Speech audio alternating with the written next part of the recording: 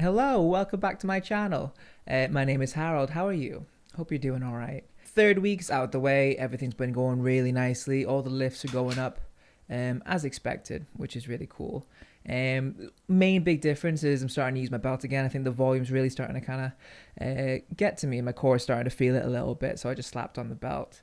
So I thought today would be a good opportunity to talk about all my lifting gear that I've been using over the last 10 years and kind of just quickly talk about what they're for, how to use them, and answer the big question, which is always, should I be buying this stuff? When should I use this? When can I use this stuff? So I'm going to do a quick rundown of all the main things I use in my regular training, and just kind of see, we're going to debug some basic things.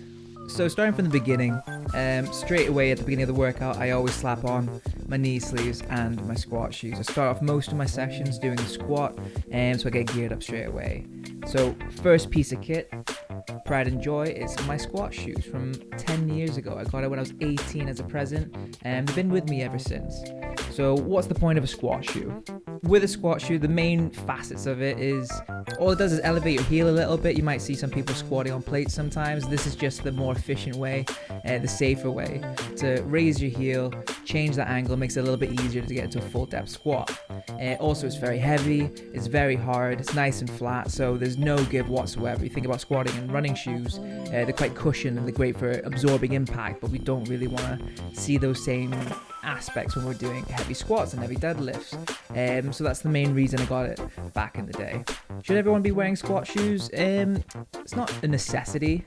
I think the only people who definitely need it are people who struggle to get into that deep squat position. Again, people with, say, longer femurs, poor flexibility in the ankles, they may benefit from that raised heel, but it's definitely not a necessity. I'm just very lucky to have one, which is quite cool. And second piece, again, you can see me squatting in these now, my knee sleeves. So there's a bit of a difference between knee sleeves and knee wraps.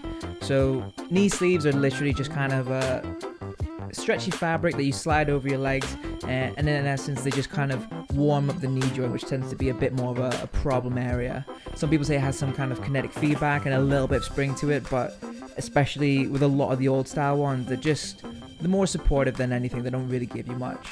Whereas knee wraps, slightly different. You see them in competitions. You wrap it so tightly around your knees to the point where bending the knee does become a bit of an effort, and that gives you that kind of immediate spring back, that elastic energy that's going to help you spring back out of the hole, and add a little bit of weight to your squats. And that's kind of where the first big difference between, say, raw lifting and equipped lifting starts. Raw lifting means it's kind of still down to your raw ability, your raw strength, whereas equipped lifting depends also on using specific equipment to add pounds to your lift. So with my style of training, we're only interested in kind of useful strength and ability, so we don't really touch upon the equipped lifting. That's a bit more sport specific. So same with the shoes. Should everyone use knee sleeves? It's more geared, again, it's not a necessity, but it's definitely geared toward people who may have some kind of existing knee problems or have quite a lot of knee stress through their workout. So my squats tend to be quite deep, so I knew early on I probably want to get any kind of little extra support that I could put on my knees. And again, it's not as expensive as the shoes were, so it's not too bad of an investment. If you want the first thing and you want to kind of dip your toes into buying gear for when you're lifting, knee sleeves are not a bad investment. Knee sleeves are a little bit more supportive and a bit more down the road of prehab equipment, where it just makes it a little bit better, a little bit easier to warm up, and it just kind of helps prevent those injuries down the line if you're not used to doing, say, a specific warm up or mobilizing the joints before workout. It just makes it a little bit quicker, a little bit easier. So getting onto the top sets now, this is where I started to add the belt in. So this is the lifting belt. This is the next big change for the week. There's two main reasons why I haven't been wearing the belt up to this point. So the first one is I didn't think I really needed to. Again, the squats didn't feel limiting because of my core. They felt quite limiting because I was just generally quite weak. So the extra support that came from the belt wasn't really a necessity. That wasn't the thing that was stopping me from doing the squat. And second of all, because it's been so long, it's been so long since I've been squatting and doing the heavy lifts, I wanted to reteach myself and just reaffirm to myself that I could brace the core without a belt. The belt doesn't replace the core. That's one big thing to note. The belt is only meant to help you brace harder, I guess is probably the best way to put it. So I wanted to spend the first few weeks while I was using weights that wasn't too challenging, just resetting back that ability. But definitely 3 weeks on, really ramping up the weights. It's feeling nice on the legs, but my core is starting to take a bit of a hit. Just with all the workouts, a couple times climbing a week, it is becoming a bit of a thing. Again, not an injury per se, but it's definitely feeling a bit more of the fatigue. So I thought, time to start getting used to it and using it, like practicing with the belt.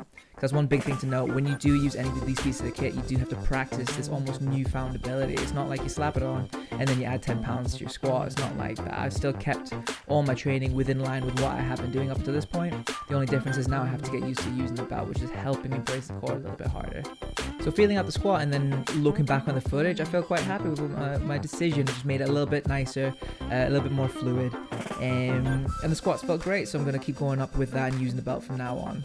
Quick tip, just make sure if you're going to add the belt on, practice with it on your sub-maximal sets as well. I didn't put the belt on straight away. On the top set, I did it on a couple sets beforehand just to make sure I was ready, getting used to the kind of different pressures and feeling it out, making sure it's the right size. My body's slightly different than it was over a year ago, so putting on that belt, you got to make sure everything fits right and feels nice. You don't want to be thrown off on your top set. So onto the bench press. Gear, very similar. With a lot of the heavy lifts, all the heavy lifts I use, as much as they're called squat shoes, that's not even their official name. I think they're just called weightlifting shoes, really. But they're commonly used and very helpful for most people during the squat. But the main facets of it being a bit more grounded, heavier shoes, flatter foot, more sturdy base to push off of, all of these are useful for all the big lifts you're going to do. So I wear them for my bench press, and soon you'll see me using them for my deadlifts as well. One piece of kit I didn't really show in this video, again, didn't really need it at the moment, but I do have, is wrist wrap. So wrist wraps are exactly what they sound like. It's wraps that you wrap around your wrist. And all they do is you tie it all the way around the wrist up into the hand, so it just supports the most delicate joint used in the press. If you think about all the big, the shoulder, the elbows, these are all quite big hefty boys covered by big hefty muscles, so they're not too much of a problem. Again, not the limiting factor in your lift, but when you start to get to a weight that's really challenging you, a lot of times the wrist is going to be the first thing to start to give out. And given that it's not really producing any of the power, or shouldn't be, it should be a sturdy joint during the lift. Adding the wrist wraps just makes it a little bit more comfortable and stops any kind of power leakage happening, and also prevents any injuries from overuse and over tearing on such a small joint. Onto the final lift of the day, power cleans. Again, a lot better than last week. I know I capped it last time at 50 kilos, so it was feeling a little bit sluggish, but over the week, it's been feeling a lot snappier. I feel like I really get into the groove of the movement, finding that bump, like I said, and it's just making the weight fly up a lot faster, a lot nicer. These are one of the ones where it's not as important to worry about. The jumps, again, you're focusing on the form, and with the form coming back in, I felt the jumps were a lot more comfortable to make. So went straight from 50 kilos to 60 kilos up to 70 kilos on this next workout. Again, still feeling quite fast, feeling quite light. Again, it's not limited to your strength. We're not trying to slow that down. We do still want to try and cap it roughly, so we're not overusing or overstressing any structures as we go along. So 70 kilos where I ended up on this final lift.